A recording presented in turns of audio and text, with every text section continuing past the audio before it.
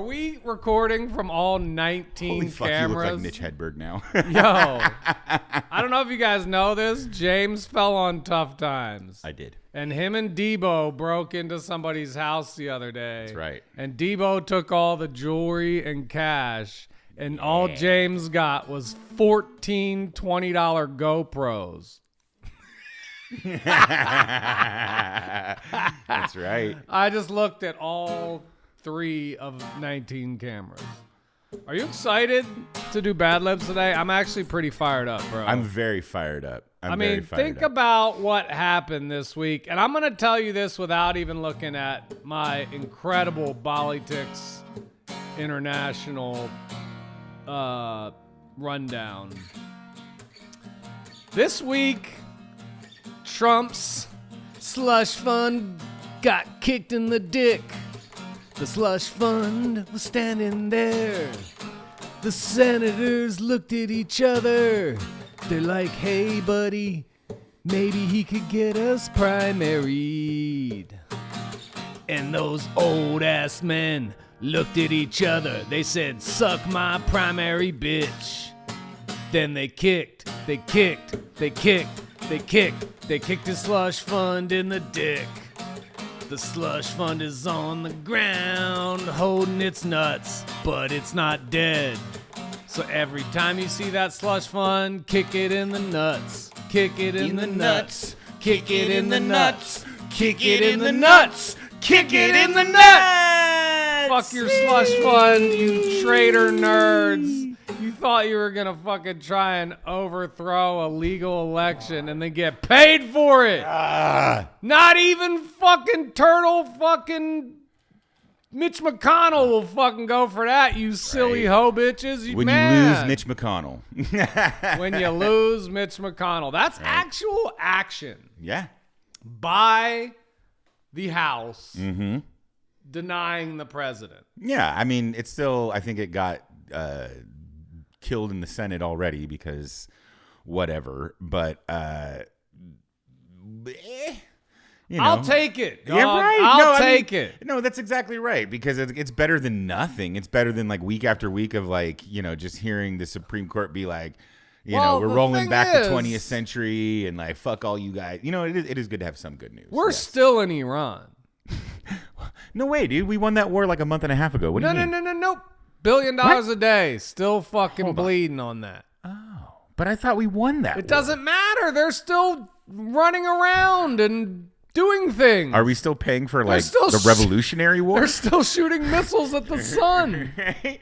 Imagine if like Washington had been like, listen, we just won. Okay, we just beat the British guys in that war. But oh wait, I guess that kind of did happen with the War of 1812. Well, we don't know what's happening in Iran right now because the U.S. military has closed off all information outbound from the war zone. Yeah, I wish we had a First Amendment in this country. Nope, no, buddy. Freedom of the what? But I have a tiddly inkling of a feeling. Okay. That when we find out what happened there and we see all the footage that was secretly recorded, it's gonna look like Wolf of Wall Street, bro. Who's Christian Bale? I mean, you realize if the biggest slush fund that has already been enabled is already being spent. Yep. Is the fucking military budget. Oh, dude, always and forever. Always and forever. Those guys are eating lobster and steak and fucking Yeah. Everything.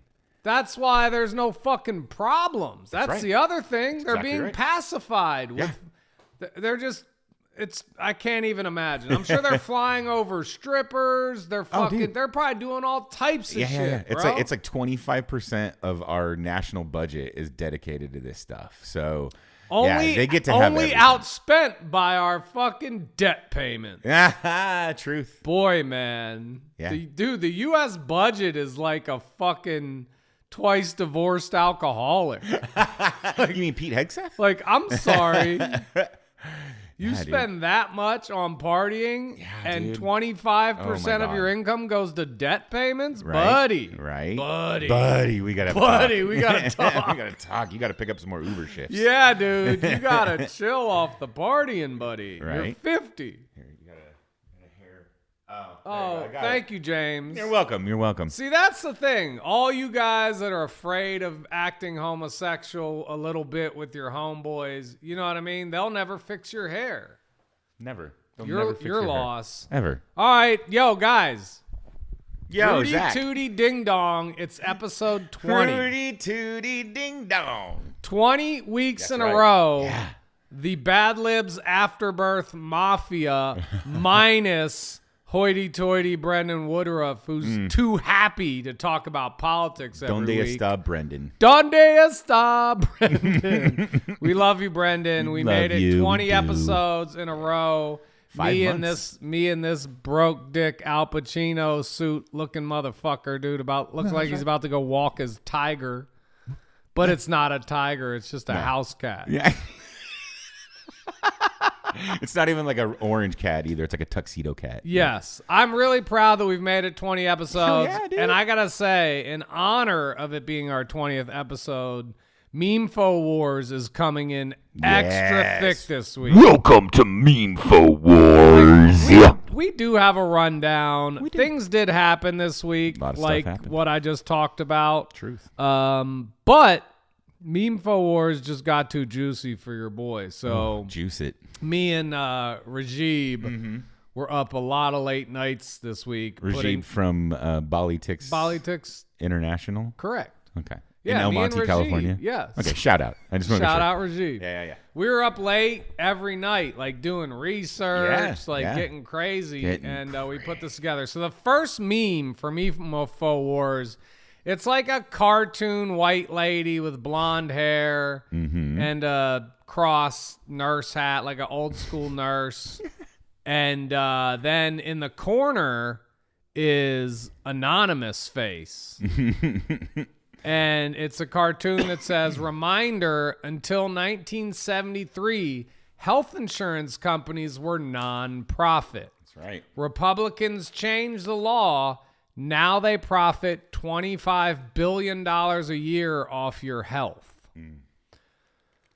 So I buy it. I bought it immediately, and I liked the presentation. Okay. And as per Memefo Wars Captain Duties, that's right. I wanted to verify whether this was factual. Fact check it. Yes. So we went through this, and I will start with this headline. No, health insurance companies were not exclusively nonprofit until 1973. Okay. It was never illegal to profit from healthcare or health insurance prior to that year. However, it is true that the market is heavily dominated by nonprofit entities during that era. The historical context of how the symptoms shifted involves several key milestones. Okay. The pre-1973 insurance landscape, nonprofit dominance. For the first half of the 20th century, American health insurance landscape was defined by community-related nonprofit organizations. The most prominent were Blue Cross and Blue Shield, which were originally organized by hospitals and physicians to ensure patients could afford health care while keeping medical facilities financially solvent. Right.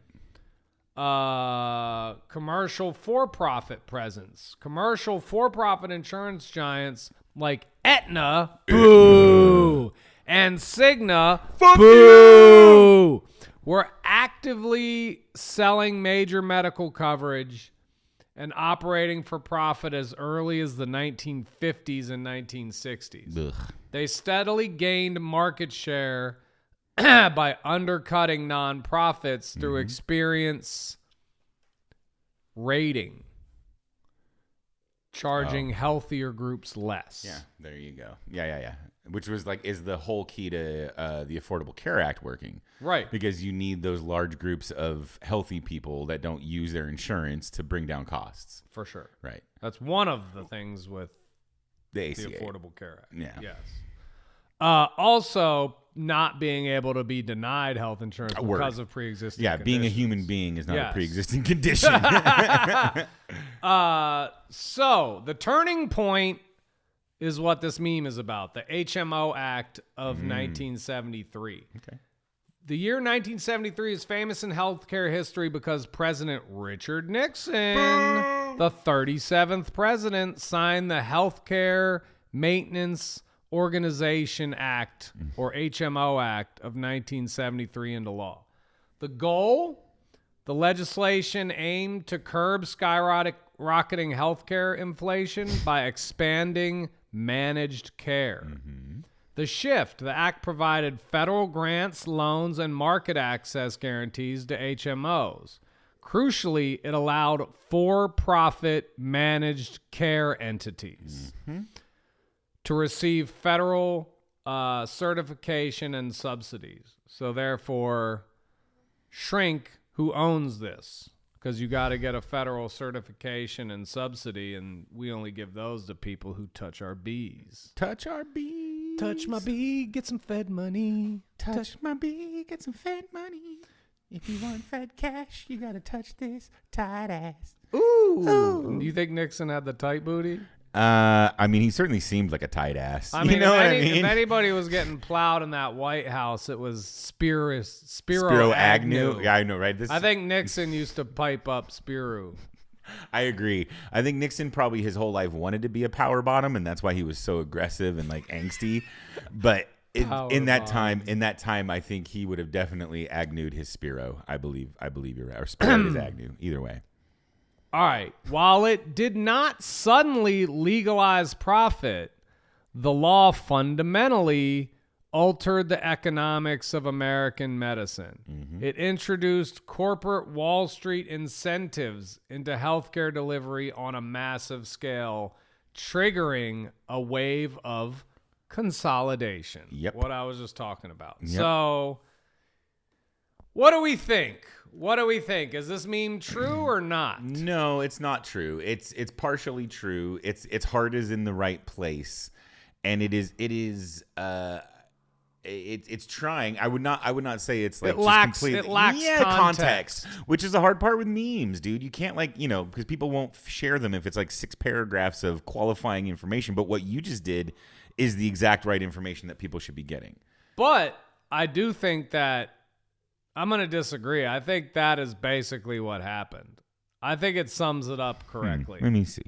I mean, well, no, I mean, because it kind of, I don't know. It starts with a lie, though, or it starts with an untruth about health insurance companies being non-profit. But your argument is the loophole argument. It's the exception argument, not the result argument. The result is massive the profit motive came to healthcare with that act. Well, right. No, I mean, for sure, like all they would have had to do, it's so wild. All they would have had to do is add one word.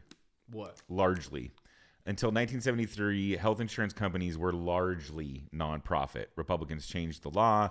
Now they profit, blah, blah, blah. You're right. One word would change it and make it absolutely 100% solid. Yeah. All right, next.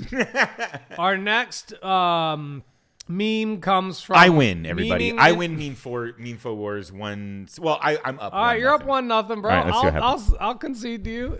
I'm not really competing with you, flamingo shirt man. I would never concede. I would never fight with Mitch Hedberg. Listen, bro. A long-haired, bearded blonde man has never lost to a tight-curled, hat-wearing man in the any history competition of man. anywhere.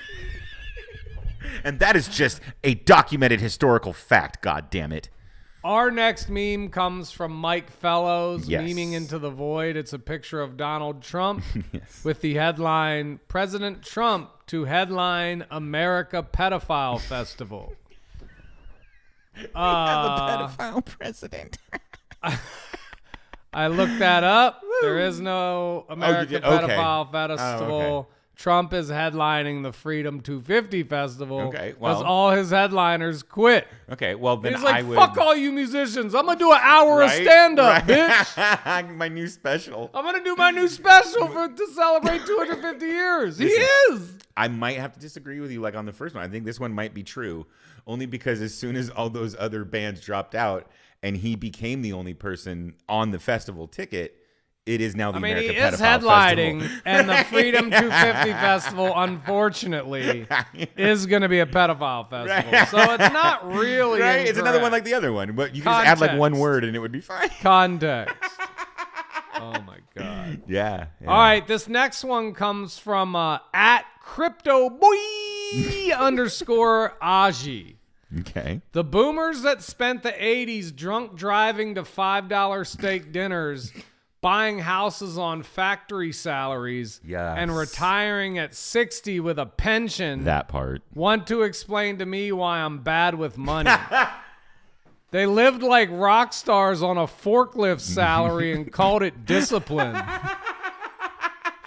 I live like a monk on a corporate salary and still can't afford what they had at 28. Preach. The advice didn't age well. Neither did the economy it was built on.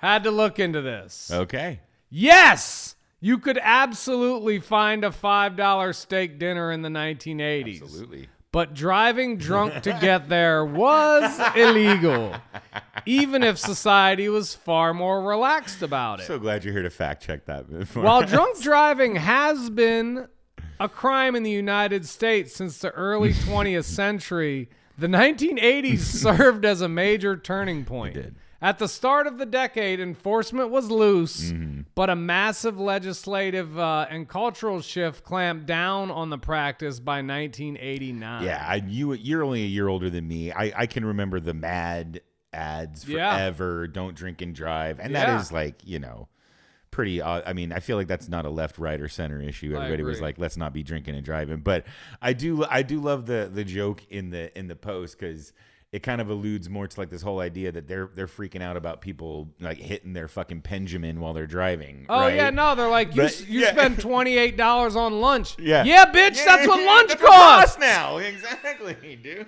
You spent $2 because everything was cheap, you idiot. Yeah. You've made the economy such that my weed is fucking cheaper than the food that I eat after I smoke my weed. I'm spending $28 on a burrito with a drink. Yeah. You spent $2 for an entree with a salad. Dude, I saw those like those videos that were going viral of like, Mom, Dad, what were you like in the 90s? And it's like all the celebrities, and they showed somebody was like, hey, carne asada burrito, what were you like in the 90s? And it flashes back to an old like Filiberto's menu, and it says like $2.50. Yeah. The $5 steak dinner economy. The $5 bill went a long way at a casual American restaurant in the 1980s. Popular budget steakhouse chains like Ponderosa and Bonanza And Sizzler. frequently ran promotions for complete steak dinners. The menu, for roughly $3 to $5, you would get a ribeye or sirloin steak, a baked potato, a roll with butter, and unlimited trips to the salad bar. For $3 to $5. Right. And then like 10 years later, they're like, why has everybody got diabetes right now? Yeah, right? I don't know what the fuck is going on. Here, have some of this fucking romaine lettuce. I'm sorry, iceberg lettuce Right. with 9 trillion calorie dressing. It's Or like, you know what? Be healthy. Put it on your burger just underneath that pile of mayonnaise. yeah, here's some iceberg lettuce with blooming onion dressing. It's like they just fucking dump the fryer on your salad. $5. $5. Kids eat free. $5. Independent diners, local family-owned steakhouses across the country regularly advertised similar $4.99 specials. The legality versus culture of 1980s drunk driving. What you doing a deep? This is how, you know what, ladies and gentlemen, this is how Zach is doing his work to make sure we do not slip into idiocracy. Yes, drunk driving was never legally permitted in the 1980s. But the likelihood of getting caught, the penalties, and public perception changed drastically over the decade. Yes. The law at the beginning of the 1980s, the illegal blood alcohol content limit in most states was a high 0.10 or 0.15. Damn. Over the decade, pressure forced states to lower these limits. The culture in early 1980s culture was incredibly permissive. It was common for drivers to have an open beer in the car, as open container laws were not yet universal. Imagine. If a police officer pulled over an errant driver, they frequently let them off with a warning and told them to drive straight home. I sure will, sir, right after I stop by the liquor store. If you were white. Yeah, right. I was going to say, dude. Politics never adds racial context. Right, isn't that interesting? I don't know, man. Well, they do know it's for an American audience, so they tailor it. I took a shit at Rajeeb's office the other day. Did you? Yeah, and on the wall is a picture of him and Modi. So, you know-ty. If you Nody, now you Modi. Yeah, dude. So you're saying... Lodi Dodi, my producer hangs with Modi. So you're saying in the commodity there's a photo of him and Modi? I was in the commodity. Saw my man. Oh, come on, bro. It's too good, dude. Right? Why didn't we ever do a Modi rap? Modi raps are hard. Right, all right, we got a lot of stuff to talk about. You have no idea how long this... It's so long. Episode's going to be. This is going to be a 4-hour episode. Let's go. Bro. Finally. All right, dude. The flies are here. They know it's ready to get popping. Right. All right. Chino flies. So, what's the verdict on that? I think that's a pretty good meme. Yeah, I mean, because I don't think it was like, I think it's just a really good satire. But also, from our research, it seems like, hell yeah, people were drunk driving to $5 steak dinner. Absolutely. Culturally, and again, like this, I think the larger point is like, it was much more okay for somebody to get tight on a fucking highball and go drive than it is for them to have a joint or a bong hit and go do it. Right? They definitely lived like rock stars on a forklift salary. Amen. Yeah. So yeah, I'd say it's mostly accurate and also just funny as shit. It's great. Yes. This one, the Tri-Lambs band has pulled out of the Freedom 250 concert. It's the man on the mic that they call Lamar. You might miss a friend. You might miss a lover. Oh, man. Shout out David Carradine, dude. Dude, shout out Revenge of the Nerds. Yeah, one of the most politically incorrect. Sorry, Robert Carradine. My bad. Phenomenal fucking films. Yes. Dude. I mean, Booger. Come on, bro. Yeah. Booger was good, though. Booger was good. What's his name? The nerdy guy. He was in Jaws. And then what's his name? The other main nerd with Louis Skolnick. He was on a big show later. That movie show. I'm sorry, movie show. I just had a seizure. That hospital show. Oh yeah, Anthony Edwards. Anthony Edwards. And you know who that is, right? That's No. Goose from Top Gun. Oh, that too. Yeah, right? Jiminy Christmas. Yeah, rock star. Right. I guess he's the biggest star out of that, or maybe the guy that was in Jaws. He was in a lot of movies, that redheaded guy. Next meme. It's a great meme. That's all that matters. This isn't really a meme. This was a poster I saw. Featured performer. Oh, my God. What? Oh, I see. Yeah, right. Okay, I get it. At the Freedom 250 Festival, June 25th to July 10th, National Mall, Washington, D.C., featured performer Ron Jeremy. That's great. I think he's got to get a weekend out from jail to go do it. I actually submitted a ticket on this. Yeah. Not true. This is like that Kramer headlining the Netflix is a joke festival thing. Not true. Not true, but I did work with Ron Jeremy once at the Palace. Yeah, because he was doing that like tour and shit, right? Oh my God, did he smell? Oh my God. And I forget what happened, but I brought him up and he forgot my name, right? So then when I came back up, I was like, geez, Ron, I thought you'd have AIDS, not Alzheimer's. And that was pretty good for 5 words. That was pretty good for 5 words. So that was a 5-piece Memefo Wars. Yeah, dude. Let's get into this rundown, dude. A lot of news happened this week. The U.S.-Iran war and Mideast ceasefire tension. Fragile ceasefire strained. Yeah. An Iranian drone attack heavily damaged a terminal building at Kuwait's main airport, killing 1 person. This followed retaliatory U.S. strikes over the weekend targeting Iranian radar and drone command centers. Yep. So like I said in the beginning of this episode, we've been fighting the whole time. Yeah. They've been shooting off missiles, depleting our fucking missiles just to fuck up Iran unnecessarily this whole time.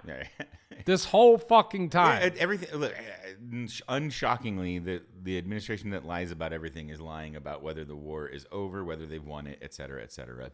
Rinse and While repeat. Pete Hegseth takes pretty headshots and pretends to lift 300 pounds and act like a tough guy and have a culture war and talk about fucking being a tough guy and eat more meat and rape more women and join the fucking army and kill some people.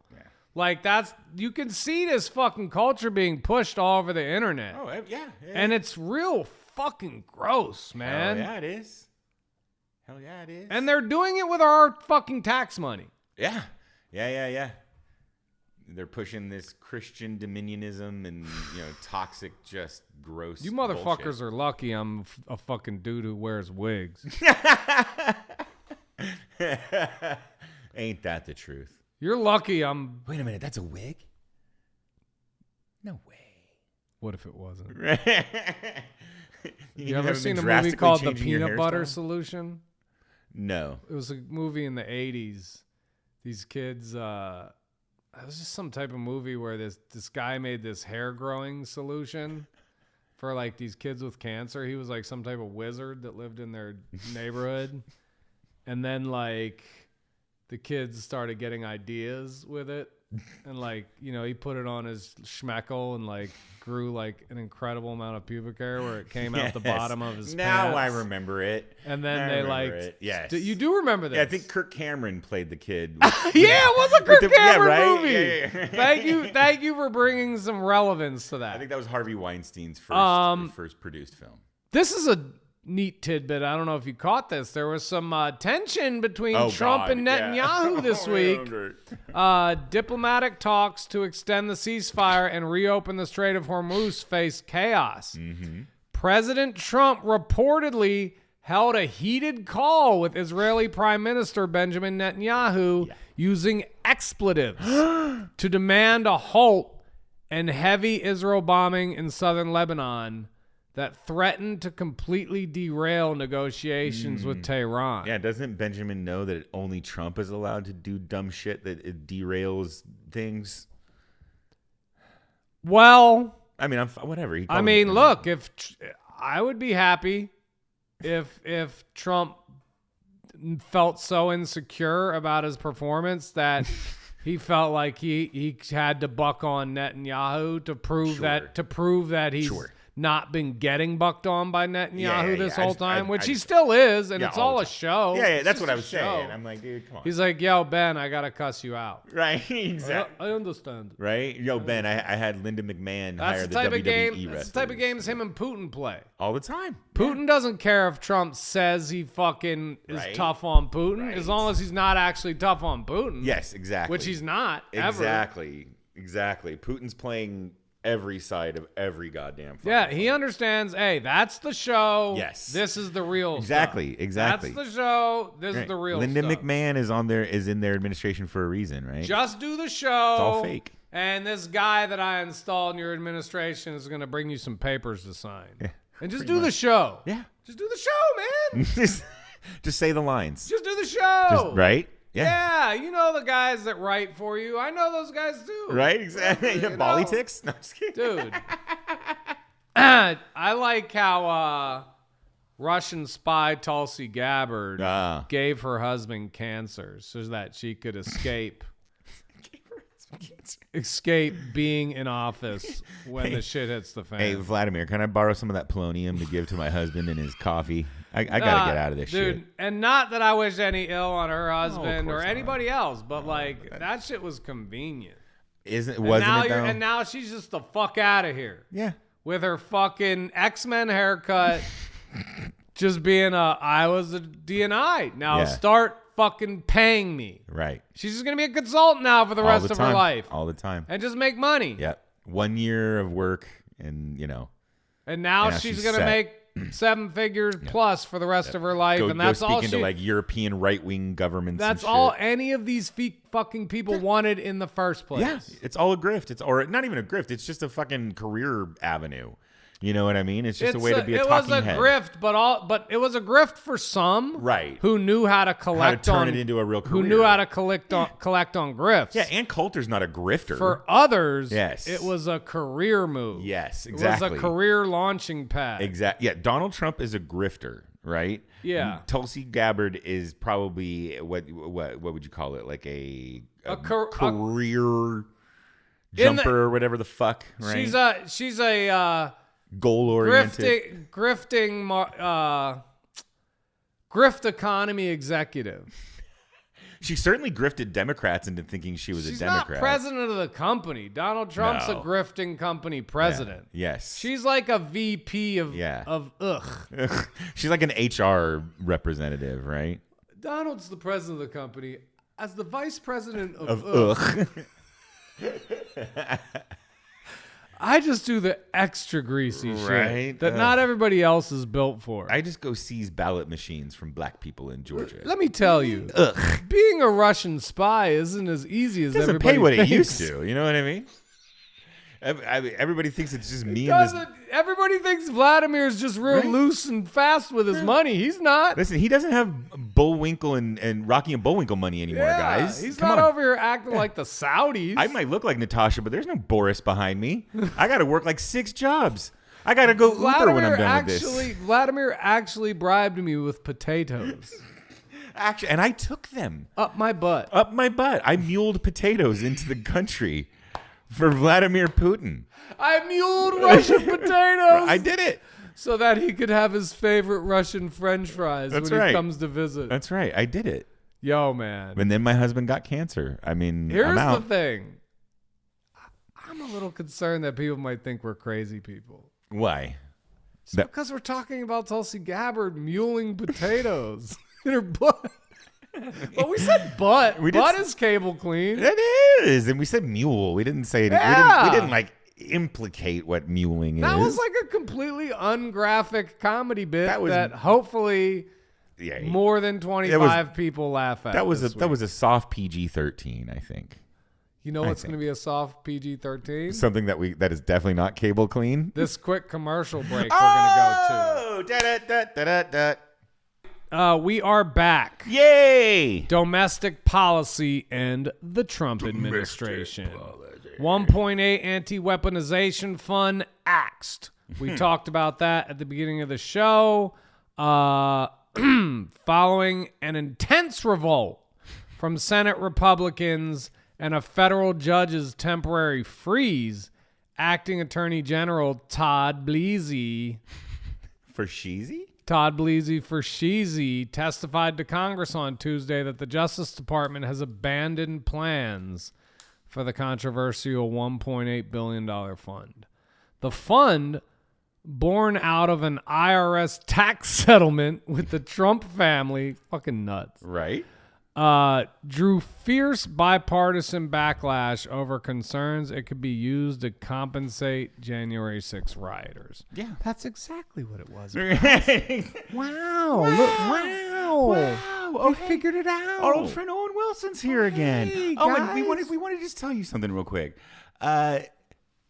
Here's some news that you're going to want to know. Wow. Republicans. Look at that. They're just using it anyway. Okay, guys. Good job. Wow. Ballroom security funding dropped. Moving forward with a $72 billion immigration enforcement bill, Senate Republicans dropped a provision that would have allocated nearly $1 billion for the Secret Service to secure a planned White House ballroom facility. God.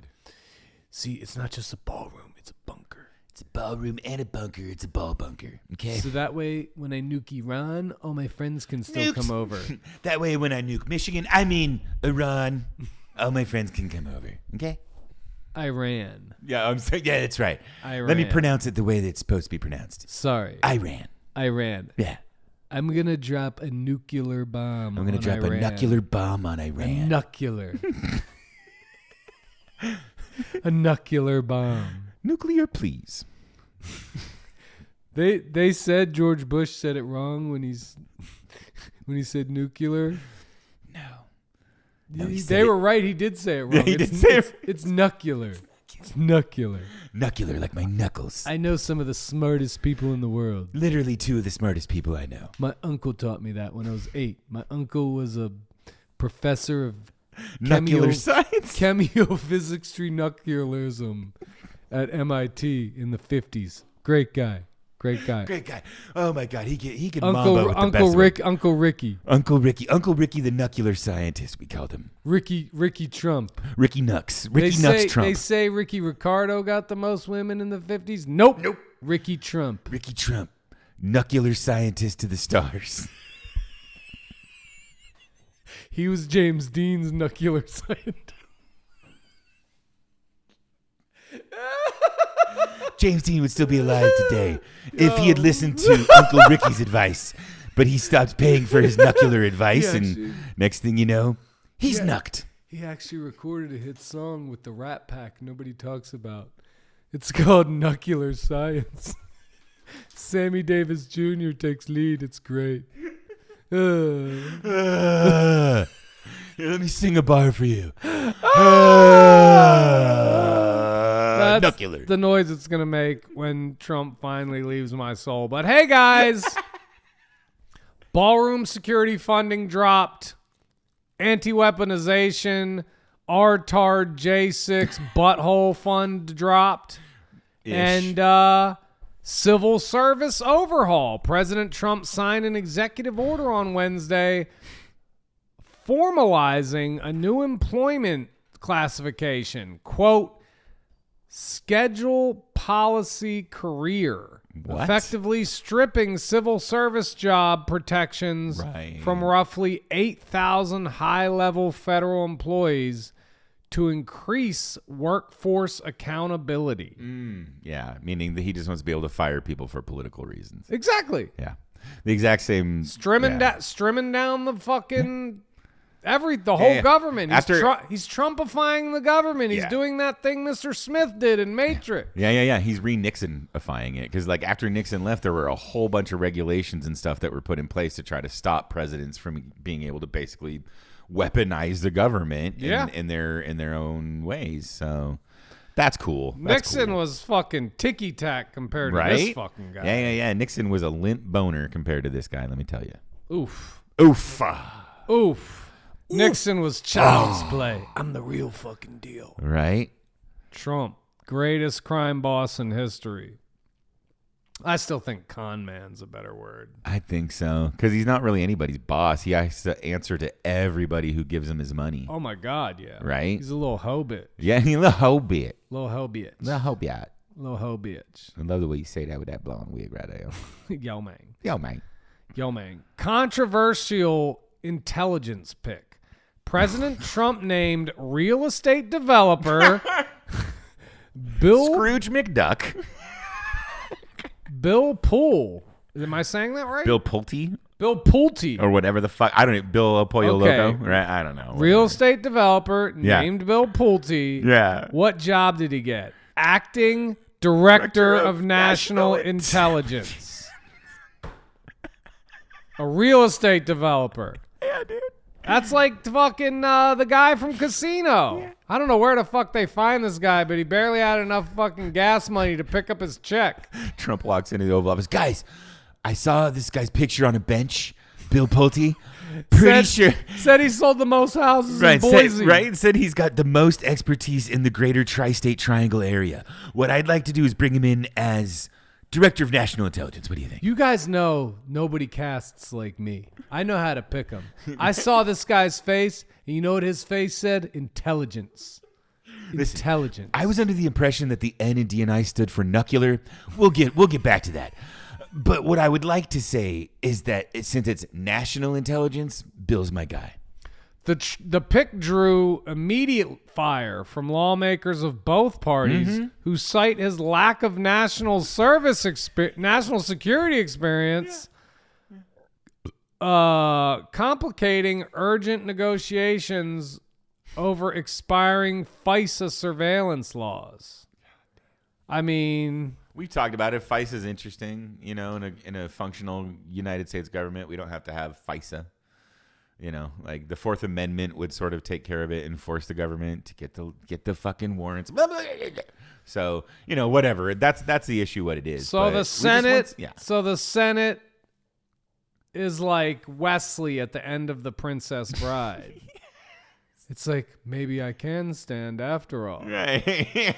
Right. So he withers away, but then he can't really stand. He falls after that. So the Senate is trying to show that it still has a boner, but it will go limp again. Exactly. As soon as Trump needs something from them.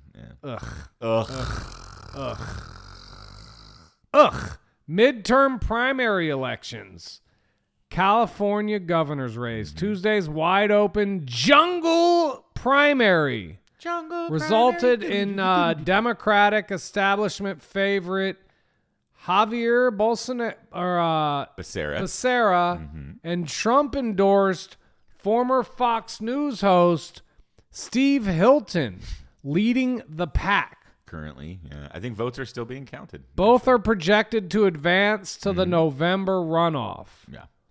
While progressive billionaire Tom Steyer It still feels like a fucking placed a oxymoron. distant third. Yeah. Tom Steyer didn't beat those two bums? No, dude, because that's the thing is like I think when But Steyer, nobody wants a billionaire. Bro, that's what I'm saying. When you use the what did he call himself? A progressive billionaire? That's an oxymoron. A progressive doesn't become a billionaire. I really don't believe that. A true progressive says I have more than I need before they get to the $1 billion mark. And they don't play this game of like, well, when I die, I'll give it all up. Because what do you fucking need that money for right now? So I just don't think people rightfully so trust billionaires right now, and they shouldn't. Well, apparently he gave up all that money like legit. I don't know. All I know is he's not Trump and he says the right things. For now. He talks about housing, affordability. I get it. I don't know. I get it. It's just if I'm going to be given I voted for Becerra because if I'm going to be given Becerra is your guy? Yeah, but I mean, I would have voted for Swalwell. I would have voted for Steyer, and you know what I mean? Like, I tried to pick the candidate that would cause the least fracturing of the Democratic Hilton vote. Isn't going to fucking... No, he's from England. Yeah. Everybody crowing about how all of a sudden the Republican is leading in this state. They're just stupid and not doing the math because as soon as you add up all the Democratic candidates... He's from England. Yeah. Where is he from? England. That's what I'm saying. Like... I like how I'm like breaking it down and you're like, but he's from England. Why the fuck would Californians elect a fucking British billionaire? Right, who goes on Fox News of all things. Right? Why? I mean, I know we have more Republicans in this state than we like to admit, obviously, but there is no fucking way. And honestly, as soon as I saw that Chad Bianco, who was the other like big Republican frontrunner, was so far back. Sarah's the guy your son brought up a couple episodes ago. Like 5 weeks ago. He was the first person to bring that guy up. So he's in the it's him versus It's going to be Hilton? him versus Hilton probably unless Steyer comes out because you know they hate the way that we actually count our votes, you know. Yeah. And we give people time to send them in. I'm so tired of hearing people complain. Even progressives are like, "I'm sorry, but you got to get that done faster. We get it done faster in our state." I'm like, "Yeah, you have 6 people." Becerra versus Steyer would be a better, more productive for sure. Like election for sure. The only thing Hilton's a waste of fucking time. Exactly, and the only thing people were really worried about is if the Dems split the vote enough to where you would have Bianco and Hilton in there and only Republican choices. So once you came down to it being a Republican versus a Democrat, anybody talking like the Republicans have made inroads in this state. But it's a pretty big deal, the California governor.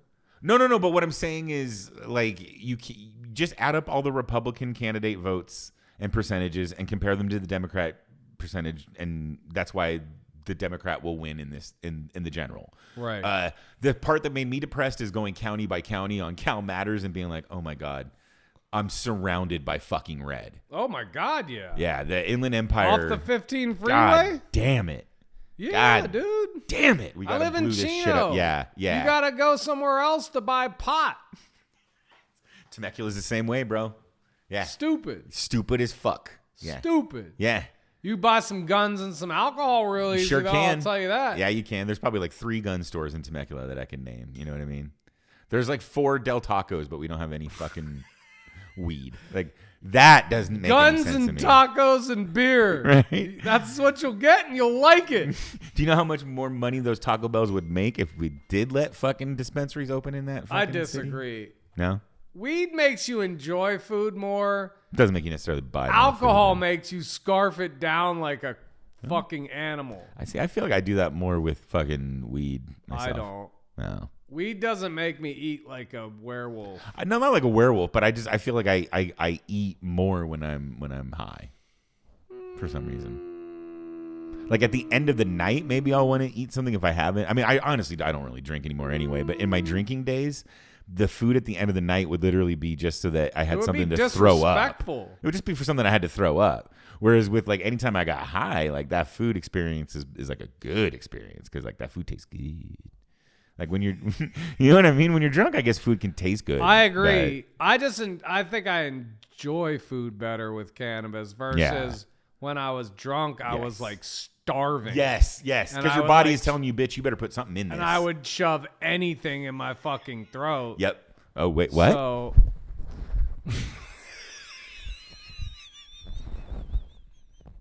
like a cheeseburger. Oh, okay.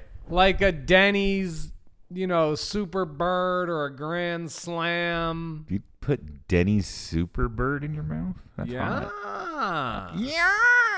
How much would you pay me to eat a Super Bird in my underwear in this wig? I was going to say, as long as the wig is involved.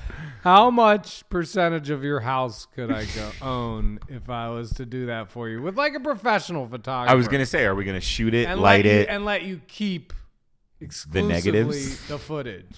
Oh, I mean. It will be for your private collection. No, that's for public consumption. Well, after you've enjoyed it enough, you can distribute it. Fair. Okay. For monetization, but I need 30% of your house. Ooh, okay. Listen, we'll talk after the episode. I will not take an opening offer, but where that offer was leaves me some room. So international and trade relations. Yeah. Forced labor tariffs proposed. The U.S. Trade Representative proposed imposing new tariffs of 10% or more on imports from dozens of nations, including Canada, following a federal probe into products allegedly manufactured using forced labor. Okay. So they're adding tariffs on people who have slave labor? Yeah. I don't have a problem with that. Oh, Except I'm sure that's not what's actually happening. Right. That's going to be how they sell it to you. And tariffs in general are bad because all those costs. It said including Canada. How much forced labor are we tariffing in Canada? Right. What the fuck? Right? I didn't know that the syrup industry was low-key all slaves. Hey, Hoser, who said you could take a break, eh? Right? It doesn't even make sense. It doesn't make sense. Hey, did I say you could take a break? Oh, I did? Okay, well, you take a break and then you come right back, okay? Oh, man. The most polite people on the continent. Yeah, they're the slave drivers, guys. Here's the thing. These tariffs have been going on since the beginning of his second term. Administration, second term. Yes. Yeah. People have been saying they're illegal. The Supreme Court has said they're illegal. Yeah. No one has stopped them. And I'm not crazy. I'm a little bit imaginative, maybe. I have like low-key TDS. You know what I mean? But there's a part of me that thinks this guy is taking unimaginable amounts of money from these tariffs. I don't understand how those tariffs get paid. And I have heard things about this money going to different places and him pointing money in different places other than the National Treasury. And I would not be surprised if they've worked. So he could be stealing hundreds of billions of dollars from this tariff money. Yeah. And that's why Congress is supposed to be the one that has the power over these kinds of things, so that it's not just one guy kind of, you know what I mean? So, yeah, I mean, I agree with you. I I don't know how. I don't know that we're going to know. I just think that's what's happening. No, I agree with you. Because that's the most obvious thing for a dumb grifter. Yeah, I don't. We'll just get 10% of everything. just skim it. He's a skimmer. Yeah. He's skimming it. Like, I don't know. Yeah, I'm not prepared to discuss numbers. It's like skimming a casino, bro. And he already bankrupted one of those. So I'm just saying. You wonder why his casino went bankrupt? It went bankrupt because the Russian mafia was skimming it. Because they paid for it. Of course. He doesn't have, we were just talking about it. He doesn't have his own money. He doesn't have He's never had his own money. Yeah. He was given his inheritance. He blew all his own money. Correct. Then everything else he's done has been a grift dirty with fucking other deals people's with money. People that are dumb enough to give him money. Yeah. So, no, that wouldn't surprise me. And I don't think we're gonna find out until he's been out of office long enough to where President Alexandria Ocasio-Cortez can get the investigations done that she needs to get done. That's what I'm saying. From your lips to Alanis Morissette's ears, bro. That's right. Who do you think would be president first? Okay. AOC or James Tallarico? Who will be president first? Will they be on a ticket together? Man, that would be a tight ticket, dude. Tight. Cortez Tallarico. Cortez. That sounds like a fucking awesome boxing Cortez match. Tallarico versus JD Vance Rubio. Or like Hegseth. Oh God, it's a bloodbath. Yeah. Hegseth. What's her name? Storm. X-Men girl. Yeah, that's true. They would vote for Tulsi. Tulsi Gabbard Hegseth versus. Oh my God. Oh yeah. I don't think Tallarico Cortez. I don't think there's anybody with the charisma to take over the MAGA movement. I really don't. James Tallarico is going to be a senator. Yeah, unless something crazy in Texas a senator's happens. A bigger deal than a congressperson. True, but she's been doing it longer, and he's a dude. No, I get you, but this is just my personal preference. I would prefer her to be president first. I don't know if she's ready to be president. I think she is.